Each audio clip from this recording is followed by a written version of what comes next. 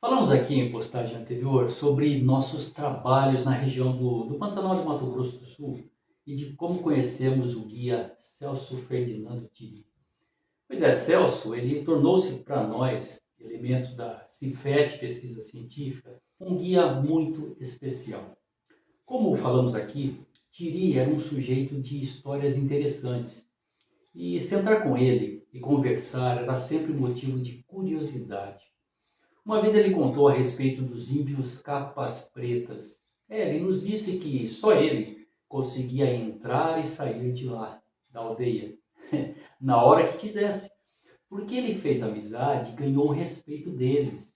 Mas, normalmente, as pessoas que entravam lá não saíam mais. Eles matavam mesmo. E por isso ninguém nunca voltou para dizer onde ficava a aldeia. Os capas pretas, segundo Celso Thierry, eles habitavam em um costado de serra. A entrada era por um desfiladeiro e era como uma ferradura volteada por montanhas, e era lá que eles estruturaram sua aldeia. Só existia uma entrada que, logicamente, era a única saída. Eram chamados de índios capas pretas porque, segundo Celso, eles usavam uma capa preta, uma espécie de tecido onde se enrolavam. Eram muito bravos. Eles só tinham medo de avião, porque não podiam alcançar.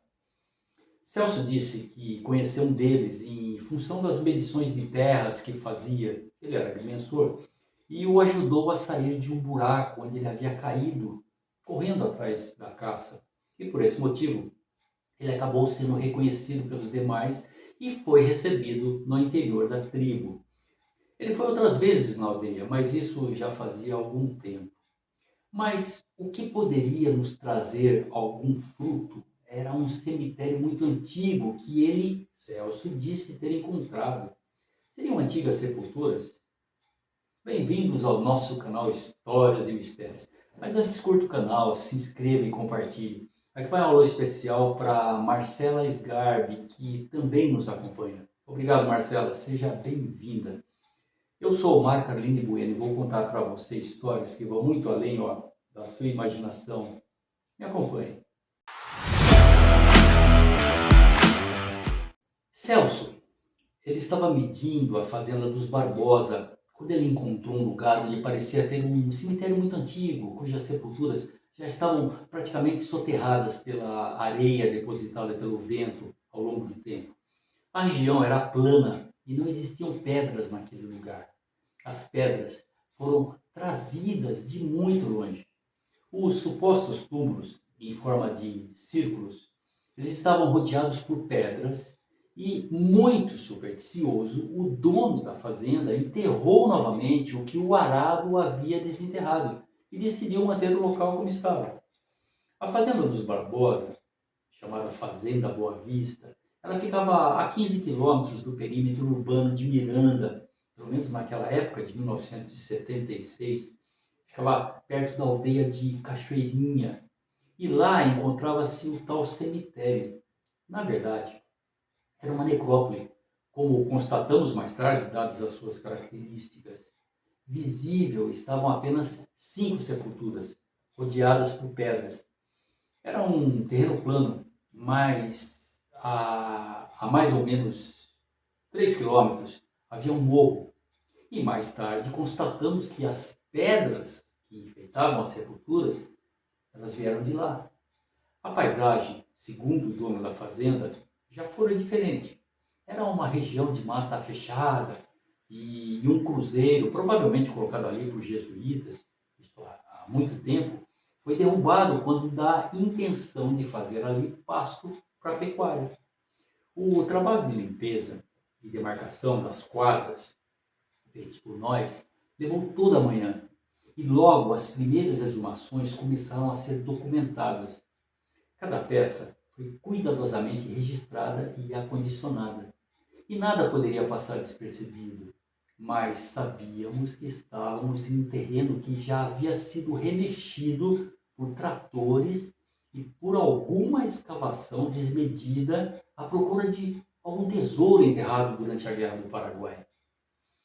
E se alguma coisa foi salva, foi graças à religiosidade ou superstição do fazendeiro que, quando vislumbrou ossos humanos, ele preferiu abandonar sua busca e deixar que os mortos descansassem em paz.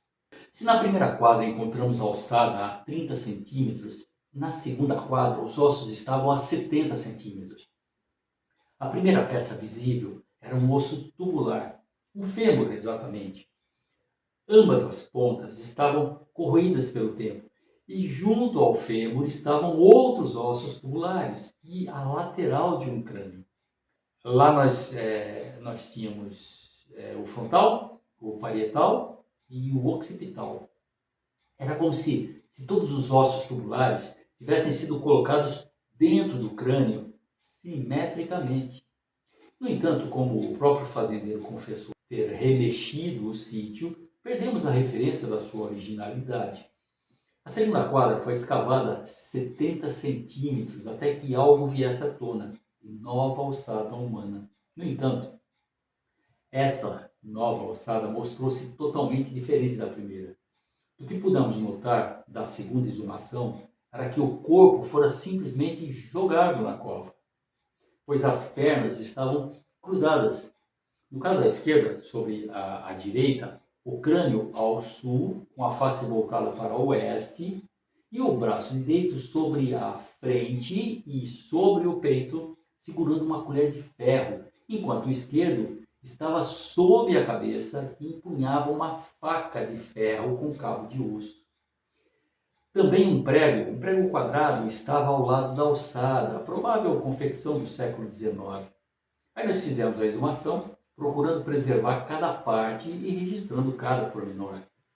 A temperatura estava muito alta e a umidade relativa do ar atingia o índice de 20%. Ainda não tínhamos ideia do que concluir e, logicamente, ainda faltavam muitas peças. Alguns dias se passaram antes que retornássemos à cidade. O governador de Mato Grosso do Sul, naquela época era Mato Grosso, ainda não havia acontecido a divisão, estivera em Miranda para as comemorações de aniversário da cidade e ficou interessado em nos conhecer. Mas infelizmente chegamos do sítio arqueológico 2 dias depois. Mas também o comandante da 9ª Região Militar de Aquidauana, que também esteve na comemoração, o tenente-coronel Reginaldo Moreira de Miranda, ele pediu que passássemos no quartel quando do nosso retorno. Ele queria nos conhecer e conversar sobre um assunto muito curioso para ele. E em pouco tempo, o prefeito se incumbiu de espalhar a notícia. Não queríamos que pessoas leigas soubessem dos nossos trabalhos, pois não era o nosso interesse que o sítio fosse depredado por pessoas imbuídas na caça ao tesouro. Mas, por conta da assessoria de imprensa da prefeitura, um repórter da TV Morena de Campo Grande, uma afiliada da Rede Globo, ele logo veio em busca de notícias. E acho que foi melhor assim, pois mantive os trabalhos sob o véu do silêncio, sem estardalhaço, fazendo o repórter entender que nada de excepcional tinha sido descoberto. E realmente, nada tínhamos ainda que pudesse trazer qualquer conclusão e não queríamos que a imprensa espalhasse boatos infundados. E mesmo assim, ainda tivemos que dar entrevista para um jornalista do jornal de Campo Grande antes de informarmos o prefeito da nossa partida. Por hoje é só, mas não deixe de acompanhar as próximas postagens dessas impressionantes descobertas. Curta o canal, se inscreva e compartilhe. Histórias e mistérios, em cada história um mistério. Até a próxima!